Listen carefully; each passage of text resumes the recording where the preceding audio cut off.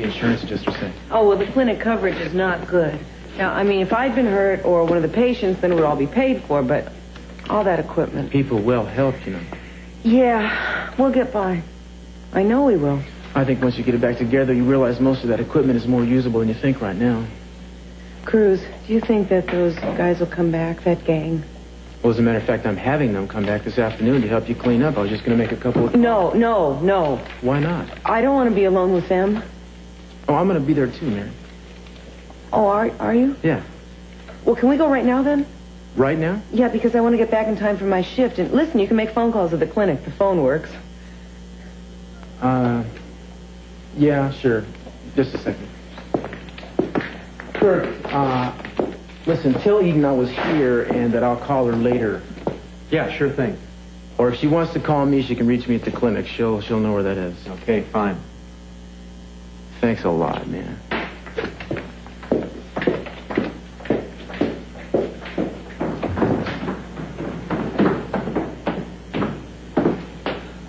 Sorry. That's no problem. Thanks for being so patient. Mm-hmm. Did you have lunch? Yeah. How are you feeling? Who's it just left? That was Cruz and a nurse, Mary. Cruz? He was just here. Yeah, just for a few minutes. Did he come to see me? Well, I would assume. Then why didn't he? Well, maybe he thought you didn't want to be disturbed. Cruz? Did you tell him that? You know, he didn't say much to me. You know how he is. Well, then what did you say to him? That you'd gone upstairs to be alone. Something like that. It must have been why. Did he tell you where he was going? Eden, he said you can get in touch with him later. He's going to call here, all right? And would you mind? I mean, I have been waiting here all morning for you. I'm sorry. Yes, here we have.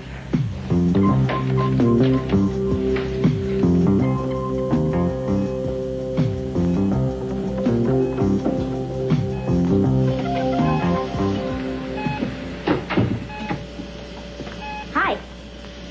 You ought to be grateful you weren't at dinner last night. Eden, your eldest daughter, made such a fool of herself. Which is nothing compared to what she did to me today. But that's all right. Because very soon, you're going to get what you want. Eden's going to get what she wants. But most importantly, so will I. What do you think about that, huh? Well, too late to be sorry now.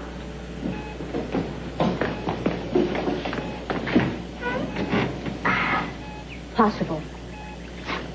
Yes, very possible. Mrs. Capwell, what are you doing? Oh, I just thought Cece might want some fresh air. Mrs. Capwell, your husband is very susceptible to infection now. Oh, my goodness. Too much fresh air could give him pneumonia. Really?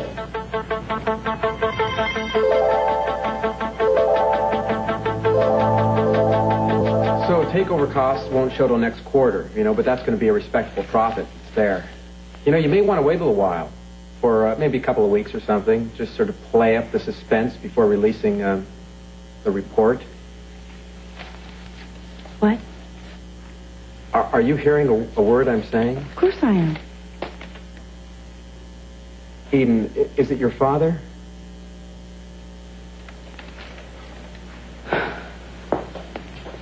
What if someone were taken off life support systems?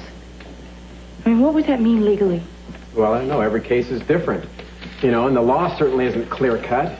Jack would know better. Well, for example? Well, for example, if the brain is not active, then the patient's declared dead, right? And the life support system would be shut off. Or if there was a terminal illness of some sort, no hope of recovery, you know, there might not be any problem there either. You know, eventually, this kind of decision has to be made between a physician and family. What if the family doesn't agree? Well, then there's a problem. And anyone acting alone could be charged for murder. But doesn't the patient's wishes matter? Well, not if the family disagrees, no. Doesn't seem fair. You know, there is something now called a durable power of attorney that someone can sign, however, before he or she becomes ill, appointing a physician or family to make that kind of life and death decision. Well, my father didn't have one of those, but he did put it in writing. He did? Yes, in a letter to me that your father found in his files. I just got it yesterday. Oh, Jack didn't mention that to me. It was a letter stating that he didn't want to prolong his life artificially if it came right down to it. Now, this durable power of attorney... Right. Could this letter be the same thing? Well, it sure sounds like it. But I guess a lawyer could tell you. It means I wouldn't have to answer to anyone else. It would be just up to me. Well, look, why don't we give Jack a call? No. Well, why not, Eden? No. I mean, he's going to know, and No, Kurt, we'll be please. able to put this to rest. Put down the phone. I'm just talking loud. I'm just thinking. And I mean, even if I had the decision, if it were mine, I don't know what I would decide. Susceptible to infection. Oh, Cece, I've learned so much about you since you've been sick. Pages and pages worth. I've learned all about these machines and your nurses and their beepers. I know exactly how long it takes to get from Eden's room to here. And from everyone else's room, too. And, you know, you were right. You said I should have a project to work on. And this one's almost done.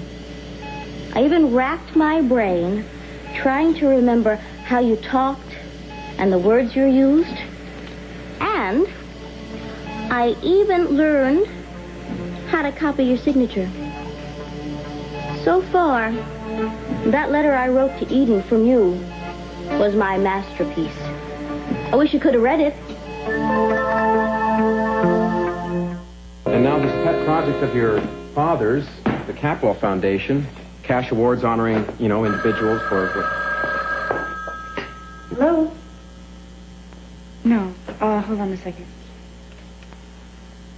Rosa? Telephone.